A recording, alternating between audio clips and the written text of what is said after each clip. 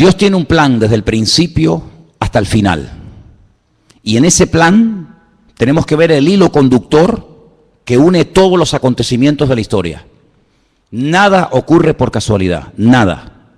Ni una hoja de un árbol se cae sin permiso del Señor. Algunos dicen, uy, es que la naturaleza tiene una fuerza. La naturaleza tiene la fuerza que Dios le ha proporcionado. Nada tiene fuerza por sí mismo. Nadie puede levantarse más de lo que Dios le permita levantar. Es más, la Biblia nos enseña que el Señor es el que quita y el que pone. Hay momentos en los que Dios necesita a un bárbaro y a un criminal como Nerón. ¿Sí? ¿Cómo no? Hay momentos en los que Dios permite que se levante un Nabucodonosor, pero cuando no le hace falta, Dios lo quita. Hay momentos en los que Dios tuvo que necesitar a un Poncio Pilato, porque si no hubiera habido un Poncio Pilato, seguramente muchas profecías nunca se hubieran cumplido. Pero hoy en día a nadie se le ocurriría ponerle a su hijo Poncio Pilato, pero Jesús le han puesto los padres a muchísimos hijos, porque Poncio Pilato ya ni se habla prácticamente de él. Dios es el que controla la historia, el que maneja los políticos, el que maneja la naturaleza, incluso hasta el diablo. Tiene que pedirle permiso a Dios para cada una de sus actuaciones. Y los políticos que están ahora en la calle, pues algunos pueden ser mejores, otros pueden ser peores. Yo ahí ni entro ni salgo porque yo como cristiano no pierdo mi tiempo en esas cuestiones. Yo sé a lo que Dios me ha llamado y a lo que Dios no me ha llamado. Lo tengo clarísimo. Dios me ha llamado a mí a predicar el Evangelio, a Cristo crucificado y a este resucitado y punto, y todo lo demás. Nuestra obligación es orar, nuestra obligación es respetar, nuestra obligación incluso es someternos a las autoridades siempre y cuando, escuche bien, siempre y cuando no vayan en contra de la palabra. Hasta ahí podíamos llegar. Mientras vayan en una línea que no vaya en contra de la palabra de Dios, de acuerdo, por ahí entramos. Pero en el momento en el que se dicte una ley, en el que nos prohíban, nos impidan en un momento determinado hasta predicar el Evangelio, como ha habido ocasiones, y en este país se ha prohibido predicar el Evangelio, y en este país se han quemado a cristianos, y en este país se ha torturado a cristianos, y se han quemado Biblias, etcétera, etcétera, nosotros automáticamente, por encima de la autoridad, del sometimiento al hombre, nos sometemos a la autoridad, de la máxima autoridad que es nuestro Dios, y al cual honramos y servimos con nuestra vida.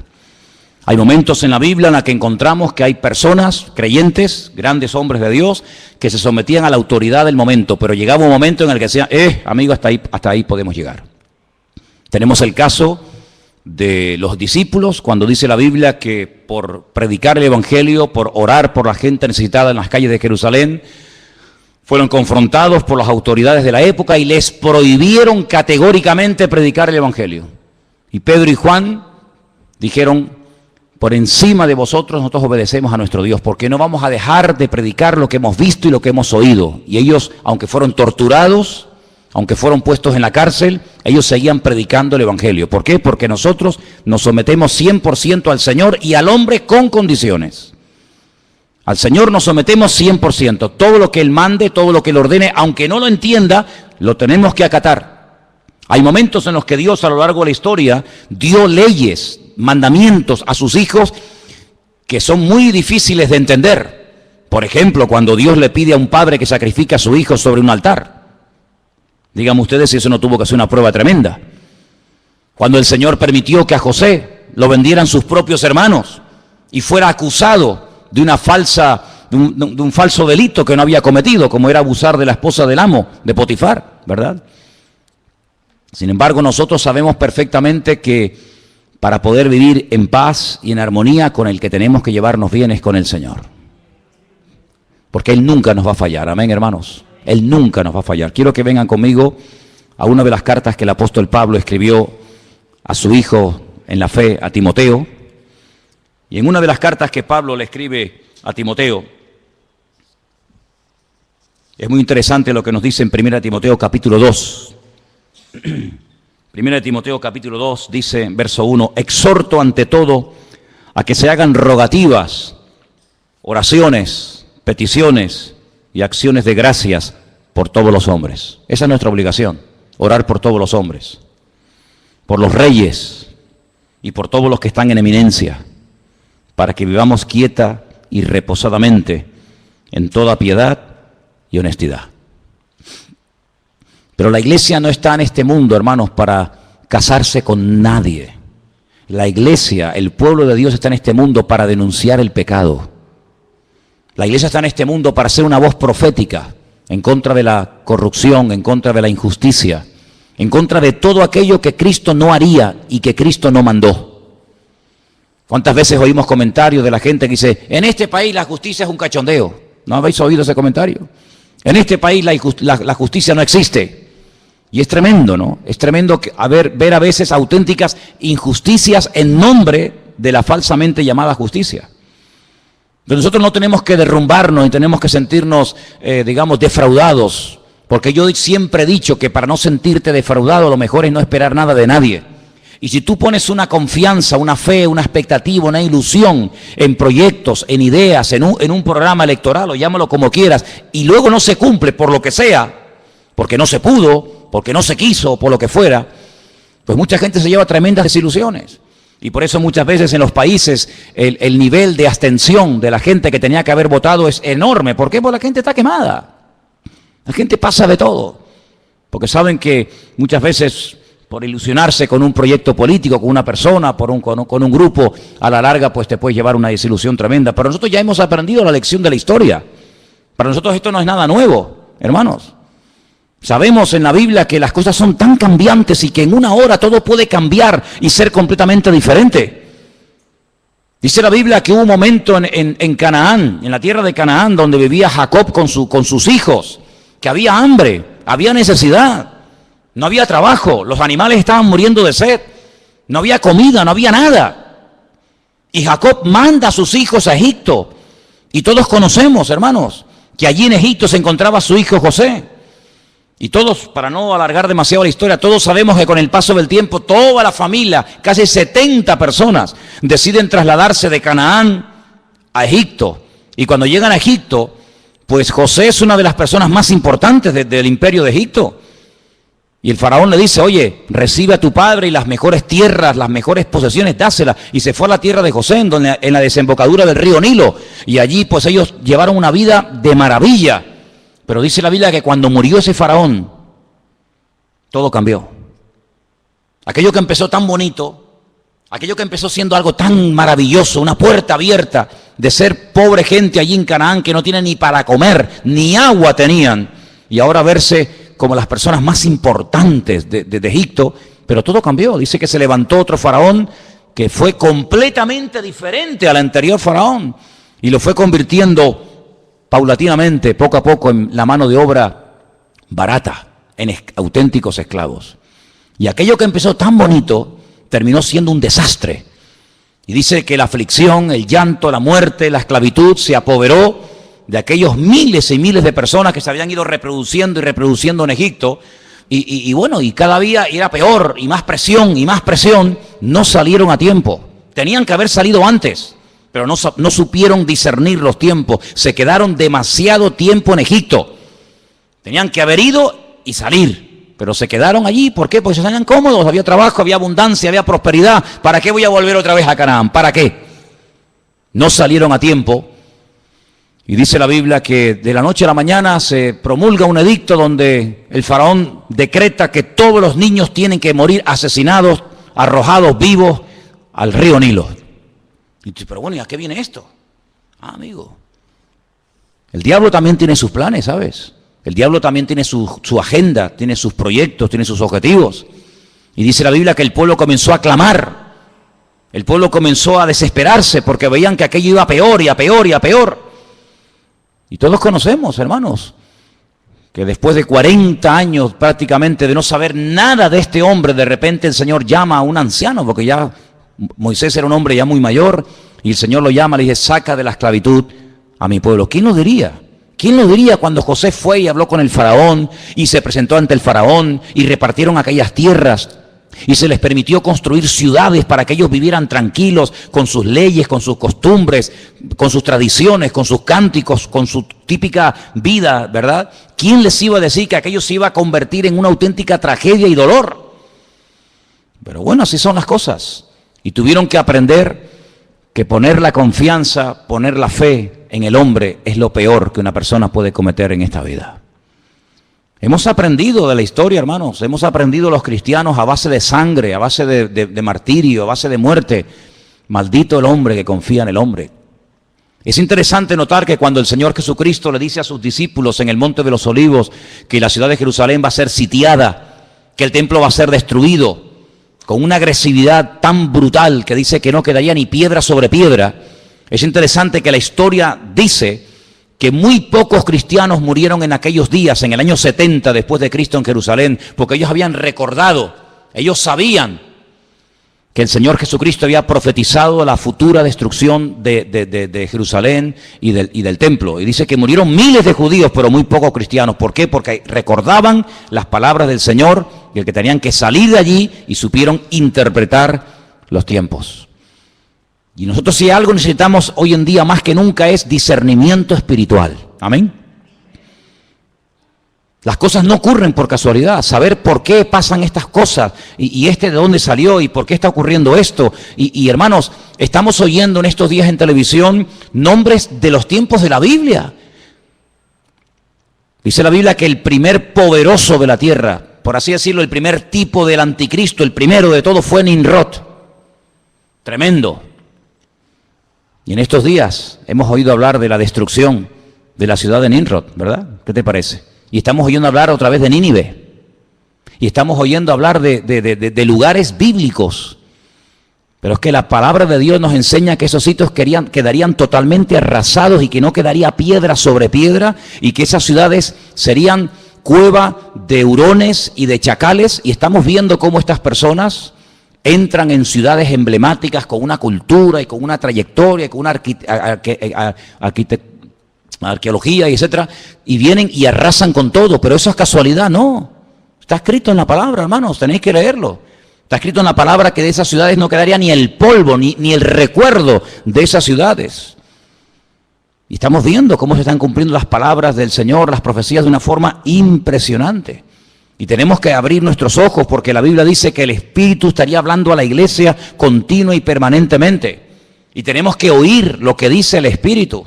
Tenemos que saber interpretar lo que está ocurriendo, porque nada, vuelvo a repetir, ocurre por casualidad.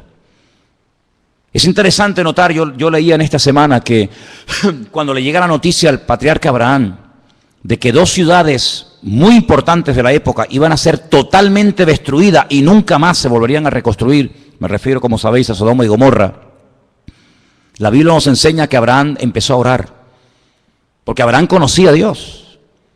Y Abraham le dice al Señor, Señor, tú vas a destruir en las ciudades al justo y al injusto. Tú no eres así, yo te conozco. Si en esa ciudad hay 50 justos, tú vas a destruir una ciudad habiendo 50 justos en ella. Y el Señor le dice, si yo encuentro 50 justos en la ciudad, no la destruyo. Luego hay como una protección en una ciudad cuando hay un cierto y determinado número de creyentes. El problema es que no había 50. Pero cuando Abraham ve tan determinado al Señor y le dice, bueno, pero es que a lo mejor no hay 50, pero puede haber 45, y va bajando, y a lo mejor hay 40, y a lo mejor hay 35, y a lo mejor hay 30. Pues la conclusión a la que llegó Abraham es que el Señor podía destruir la ciudad porque en esa ciudad no había una protección, una cobertura que protegiera a la ciudad de la ruina. ¿Y sabéis por qué este país no se ha ido totalmente al garete? Por las oraciones del pueblo de Dios. Porque por eso el Señor dice que somos la sal de la tierra y la luz del mundo. Si no fuera por los creyentes, Venezuela ya no existiría, España ya no existiría. Muchas naciones de la tierra donde se han hecho auténticas barbaridades y se siguen haciendo, ya no existirían. Serían pasto de las llamas, serían destruidas por un terremoto, ¿sabe Dios por qué? Pero todavía se mantienen en pie por la misericordia del Señor. Porque allí están los hijos de Dios, clamando de noche y de día. Y hay momentos en los que Dios confronta a los profetas y le dice, yo no quería destruir Jerusalén, pero es que no encontré a un hombre, dice, no encontré ni a uno que hiciera vallado, no encontré ni a uno orando, y como no encontré a uno, pues la destruí. Hay como una protección, hermanos. Es interesante notar que cuando las tribus de Israel en el desierto reciben la orden de ir a tomar posesión de la tierra de Canaán, la Biblia nos enseña que Moisés mandó lo explicamos en su momento, no sé si os acordáis, que mandó a 12 exploradores. Yo expliqué que la palabra espías y la palabra exploradores en la Biblia es completamente diferente. Lamentablemente, cuando en nuestras Biblias en castellano se habla de los 12 que fueron a reconocer la tierra, dice los 12 espías, pero no aparece la palabra espías. Aparece la palabra exploradores. Y permítame que vuelva un poquito atrás. ¿Cuál es la diferencia? Pues es abismal. El espía entra ocultamente, secretamente, no quiere que lo descubran. La misma palabra dice, es un espía. Es lo que mandó Josué a la ciudad de Jericó. Entren tranquilamente, y mandó 2, no mandó ahí a un montón de gente. ¿A dónde entraron? Pues a un sitio muy concurrido por gente, para no levantar sospechas, a una casa de prostitución, donde estaba Rahab, y allí ocultamente estuvieron y se escondieron, iban de espía. Los 12 mal llamados espías no eran así, eran exploradores que iban a reconocer la tierra. Una de las cosas que Moisés le dice, vayan y reconozcan la tierra, si las ciudades están amuralladas o no. Porque si no están amuralladas, esta gente no nos tiene miedo. Pero si ellos en este tiempo que han oído que salimos de Egipto y vamos a entrar en Canaán, si las ciudades ustedes observan que tienen murallas, es que nos tienen miedo. Y ellos contaron que las ciudades tenían murallas que llegaban al cielo como algo negativo, y era todo lo contrario, era algo muy positivo, porque dice la Biblia que Jericó estaba bien cerrada porque tenían miedo a causa de los hijos de Israel. Entonces ustedes vayan, y si ven a toda la gente con las puertas abiertas, las ventanas abiertas, sin murallas, es que no nos tienen miedo, esta gente son terribles. Pero si están dentro de las ciudades y las cierran por la noche, es que nos tienen pánico. Ellos pensaban que era algo negativo. Dice la Biblia que una de las cosas que le dice Moisés, dice, vayan y díganme si en la tierra de Canaán hay árboles. Qué pregunta más tonta, ¿cómo no va a haber árboles en un país? Es normal que por lo menos haya un árbol, ¿no? Pero es que la palabra árbol en la Biblia es sinónimo de hombres. Por eso empezamos el culto cantando el Salmo 1. Bienaventurado el varón que no anduvo en consejo de malos, ni en silla de escarnecedores se ha sentado, sino que en la ley del Señor medita de día y de noche. Será como árbol plantado junto a corrientes de agua. Porque Moisés sabía perfectamente que si en el país de Canaán había árboles, había personas arraigadas, cimentadas en la palabra, Canaán no podía ser tomada. No podía ser destruida, porque el creyente protege el lugar en el que vive. Aunque el vecino no se lo merezca, aunque la autoridad esté corrupta, por el hecho de haber presencia de creyentes, el Señor protege y bendice ese país. Así es. Pero cuando volvieron dijeron, sí, no vimos árboles, no vimos árboles, entonces podemos atacar y destruir el país. ¿Qué te parece? Así que tu presencia, mi presencia, la presencia de todos y cada uno de nosotros, protege a esta nación. Y lo que esta nación necesita realmente es un arrepentimiento genuino delante del Señor. Desde el rey hasta el último que quiere entrar, que hagan una convocatoria y que pidan perdón delante del Señor, porque ninguno de los políticos, ninguno de los que están en estos días hablando en televisión y se entran y salen y nos entrevistan, ninguno menciona la palabra Dios, perdón, arrepentimiento, Biblia, reconciliación, ninguno. ¿Cómo voy a poner mi confianza en un hombre que no habla de Dios para nada? Cambio, pero ¿quién puede producir cambios sino solamente el Señor?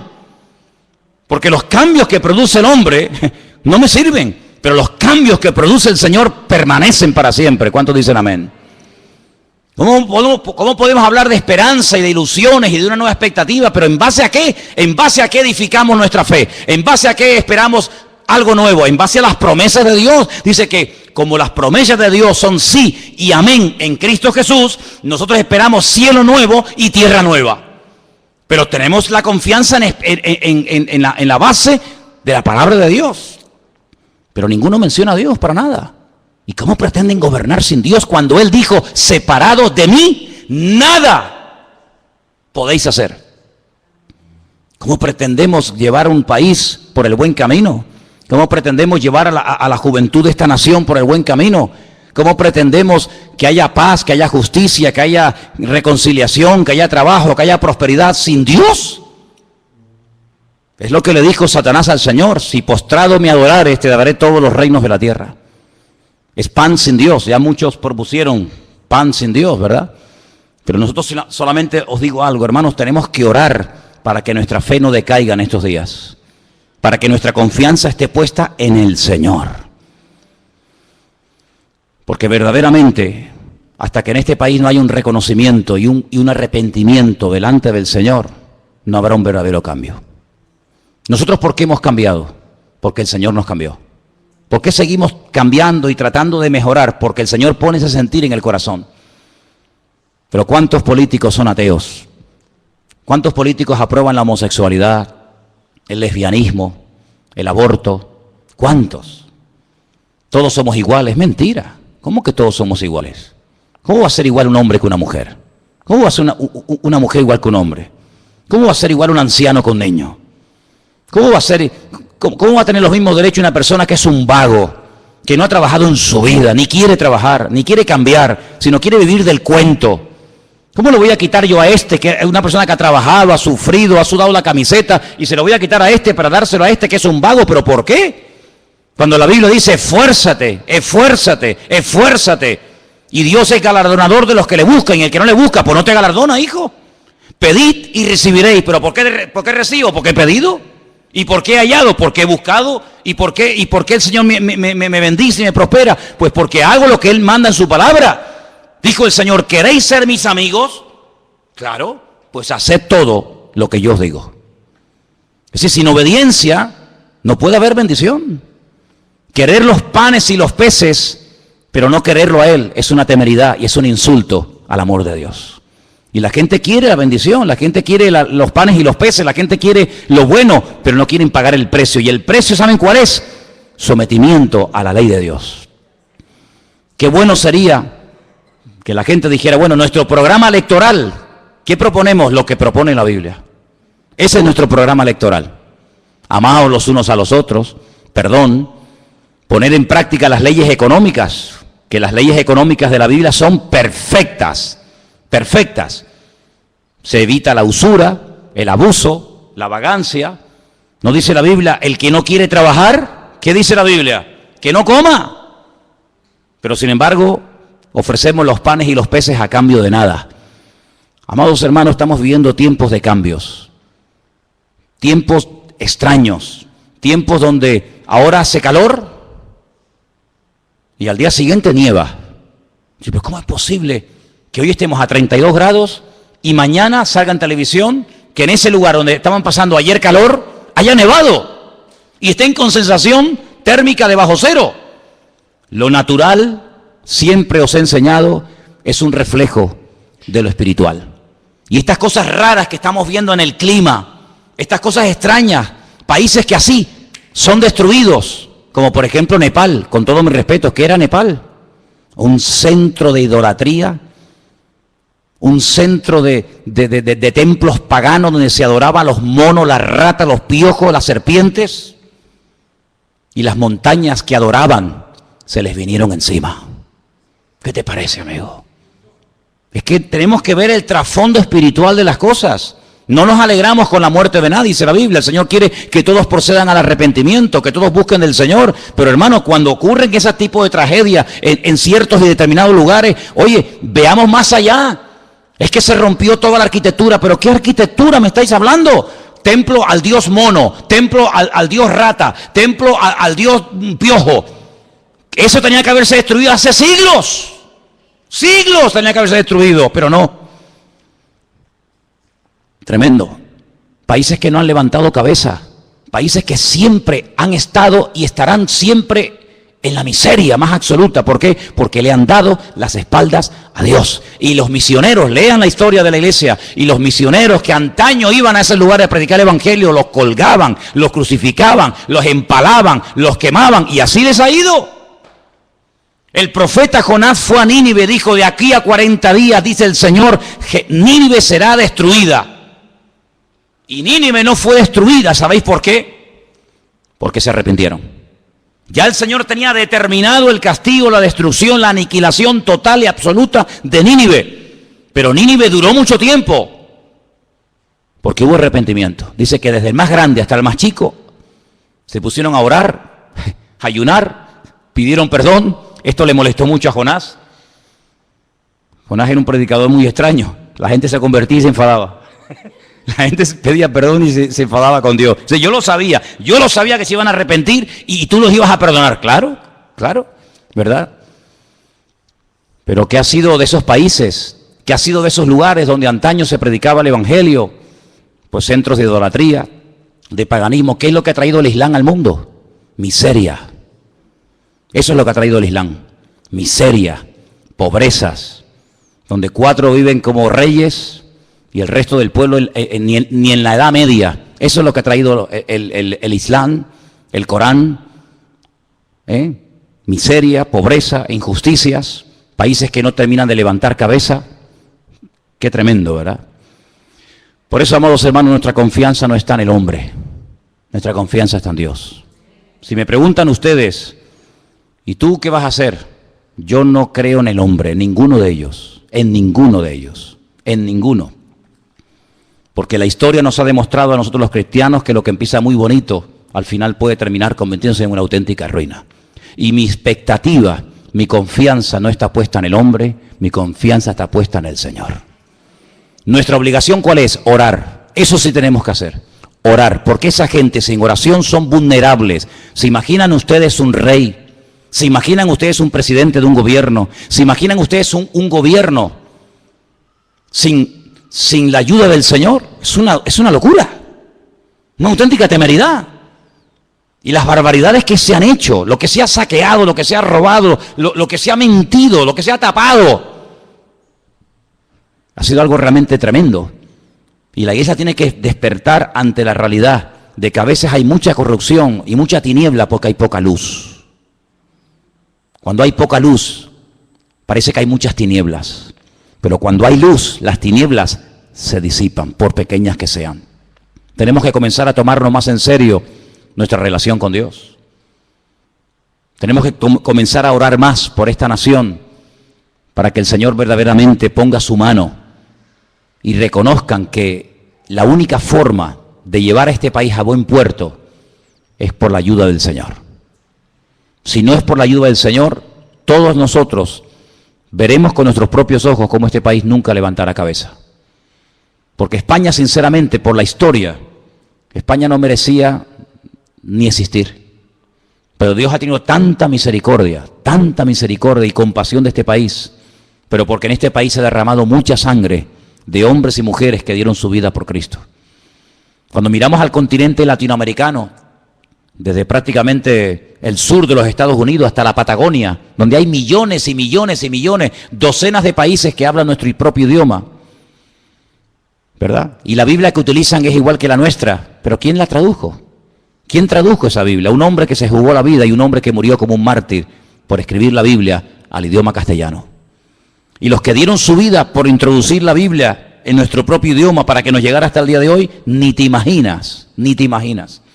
Y Dios ha tenido misericordia de este país, porque millones de personas han llegado a conocer la palabra de Dios, han llegado a servir al Señor, a predicar el Evangelio, a conocer la voluntad de Dios, porque alguien un día les tradujo la Biblia en su propio idioma. Y por eso Dios ha tenido misericordia. Pero si no fuera por esas cosas, realmente no nos mereceríamos absolutamente nada, porque los desastres que hemos hecho en el nombre de Dios han sido terroríficos, terroríficos.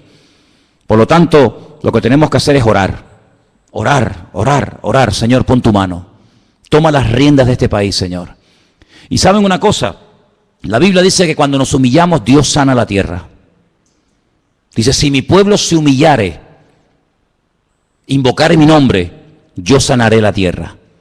Ya que no lo quieren hacer los que lo deberían de hacer, hagámoslo nosotros. Oremos al Señor, pidamos perdón al Señor por los pecados, pidamos al Señor misericordia. No nos estemos involucrando en batallas que no son nuestras batallas. Me llama mucho la atención cuando Pablo dice, yo he peleado, sí, pero la buena batalla, No la batalla, no, la buena batalla. Hay batallas que yo no las peleo, no me interesa, no son mi batalla, no son mi guerra. He peleado la buena batalla. Hay batallas que como te metas te matan. Mira Jonatán. Jonatán fue a la batalla, fue a la guerra, pero no tenía que estar allí. Era una guerra perdida de entrada. ¿Por qué? Porque el rey no tenía el respaldo del Señor. Su padre había sido desechado por el Señor. ¿Para qué se tiene que enrolar él en una batalla que le va a costar la vida? Y así fue. Lo mataron a él, a sus hermanos, a su padre, porque se metió en una batalla en la cual Dios no estaba. Y hay gente que se mete en camisas de 11 varas, pero el apóstol Pablo dice, no, yo he peleado la batalla, pero la buena batalla, la batalla de la fe, la batalla del evangelio, y he mantenido la fe, he guardado la fe. Me dejaron solo, no estuvo nadie conmigo en mi primera defensa, pero el Señor estuvo conmigo, dice la Biblia. Y él, hermanos, les recomendaba a los creyentes que dada la presión social y política de la época, dice, oren, rueguen al Señor para que tenga misericordia y para que ponga su mano sobre la vida de todos y cada uno de sus hijos. Y eso es lo que queremos hacer, amén, hermanos. Queremos orar para que no nos dejemos seducir, ni sorprender, ni entusiasmar por las promesas del hombre, sino por las promesas de Dios. Yo le digo a mucha gente, y termino, si algunos tuvieran más fe en las promesas de Dios que en las promesas de los hombres, ¿qué tipo de creyente sería más diferente? Hay gente que tiene una fe a pie juntillas en lo que prometen, en lo que dicen, en lo que van a hacer, en lo que no van a hacer. Si tuvieras la misma fe en las promesas del Señor, madre mía, qué maravilla de creyente sería. Sería algo espectacular. Así que, amados hermanos, vamos a orar en esta noche. Cierra tus ojos ahí donde estás. Y vamos a pedirle al Señor que el Señor nos abra los ojos para que nos demos cuenta que el único que promete y cumple es nuestro Dios. Él promete cuidar de nuestros hijos mejor que cualquier educador o político. Él promete cuidar de nuestro presente y de nuestro futuro. Él promete sanar nuestras dolencias y enfermedades. Él promete abrirnos puertas cuando en esta vida todas las puertas por la edad o por lo que sea se nos cierran, pero Él abre puertas a sus hijos. Aleluya. Dice, yo volveré a derramar agua en el desierto. Yo volveré otra vez a hacer una cosa nueva que sorprenderá al mundo entero. Y por eso nuestra fe, que es un tesoro precioso, no la pongas, no la deposites, no la hipoteques en lo que no es de Dios. La fe se te dio para que la usaras para el reino, para ponerla en el Señor, para ponerla en la palabra. Pero ten cuidado, no estés utilizando tu fe para un uso inadecuado, para algo que no tiene nada que ver con el reino y con lo que la palabra de nuestro Dios nos enseña. Nuestra fe tiene que estar puesta en el Señor. Al Señor tu Dios adorarás y a Él solo servirás. Él quiere la exclusividad. El Señor te quiere todo, 100% para Él. Y en esta tarde, Señor, queremos unirnos como iglesia y oramos por España, Señor. Oramos por el futuro de este país. Tú sabes, Señor, lo que este país, esta nación necesita. Tú sabes, Dios mío, las cosas que han ocurrido y que siguen ocurriendo en este país. Te rogamos en el nombre bendito y poderoso de Jesús, que tú tengas misericordia de este país, donde ha proliferado tanta maldad, donde te han dado las espaldas en las universidades, en los colegios, en los parlamentos, en los institutos, en todas partes, no te quieren, Señor. Pero, Señor, te pedimos en el nombre de Jesús que por amor a tu pueblo y por amor a tus hijos, bendice, Señor, sobre todo a tu pueblo que aquí está en este país. Señor, tú sabes, Señor, todos los cambios que se avecinan, tú sabes todas las caras nuevas y personas nuevas en el panorama político que se presentan. Señor, te pedimos en el nombre de Jesús que se haga tu voluntad, Señor. Que se haga tu voluntad, mi Dios. Pero que no nos olvidemos que lo más importante es honrarte y servirte a ti, que es lo que verdaderamente tiene premio y recompensa y galardón, servir al Señor. Que utilicemos nuestro tiempo, nuestros dones, nuestra energía, nuestros recursos para extender el reino de Dios y su justicia. Y que hablemos, Señor, que hablemos en contra de la injusticia, en contra de la muerte, en contra de todo eso, que tu iglesia abra la boca, que seamos valientes y digamos no al pecado, no a la muerte y sí a la vida. Aleluya. Y que verdaderamente te reconozcan a ti, el único Dios vivo y verdadero. Señor, únenos con tu espíritu, Señor. Y que todos y cada uno de nosotros estemos en estos días orando para que el futuro de esta nación, aleluya, tú lo dirijas, Padre, y todo salga conforme al plan y al diseño del Señor. Aleluya. Te damos gracias, Dios mío, porque sabemos que tú eres bueno, que para siempre es tu misericordia y que tú tienes un plan y que todo apunta en una dirección, y es a tu venida, Señor. Tú vienes pronto. Esa es la cruda realidad, que los tiempos se acortan, que tú vienes pronto y tu iglesia tiene que estar velando y orando para que no nos sorprenda las cosas como ladrón en la noche. Bendito sea, Señor. Gracias te damos en esta noche por este privilegio que nos das de entender tu palabra, de tener el mapa, la brújula de tu palabra en nuestras vidas, que ahora más que nunca la leamos, la escudriñemos, porque en ella encontramos la respuesta, Señor. Te lo pedimos todo en esta noche en el bendito nombre de Jesús. Amén y amén. Aleluya.